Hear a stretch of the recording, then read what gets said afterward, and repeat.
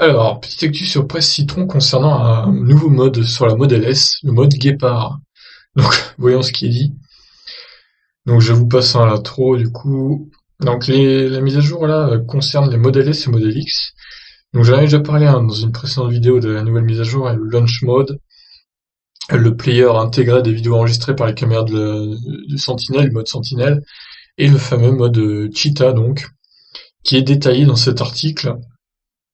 Donc, alors, 46 chevaux supplémentaires, et permettant à la voiture déjà richement dotée en cavalerie d'atteindre temporairement une pointe de 823 chevaux quand ce mode est activé le temps d'une accélération. Ah, c'est incroyable ce boost. Il y a plusieurs mois, Elon Musk avait annoncé une augmentation significative de la puissance de la Model S. Enfin, il semble que la mise à jour Cheetah soit le coup de pouce promis depuis longtemps, en attendant une hypothétique version pleine encore plus performante prévue pour cet été.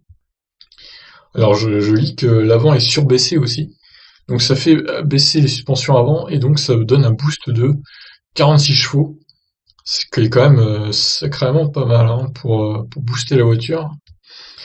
Donc poursuivons, mais ces surplus de puissance ne sont pas sans conséquence sur la gestion des batteries, et plus précisément sur le réchauffement. On sait qu'en mode Ludicrous, la Model S n'était pas capable de renouveler les forces d'accélération de façon répétée, et que ce mode était en quelque sorte à usage unique. La performance se dégrade ensuite très rapidement à raison d'une surchauffe des batteries.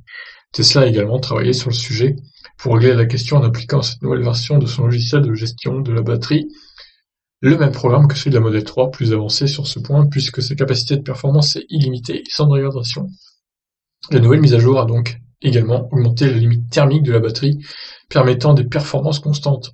Cela signifie que vous pouvez effectuer en continu plusieurs accélérations au départ arrêté en mode dragster sans vous soucier de la surchauffe de la batterie.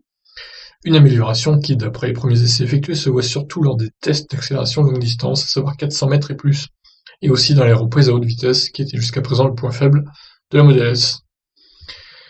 Voilà, bah écoutez, toujours plus de puissance chez Tesla, ça ne s'arrête jamais, c'est incroyable.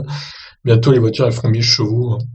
Bon, je suis pas sûr que ça serve à grand chose pour la vie de tous les jours, mais bon, c'est toujours un plus quand on achète une voiture comme ça aussi chère.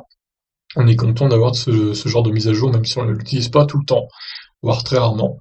Sur ce, je vous laisse réagir. Ciao ciao.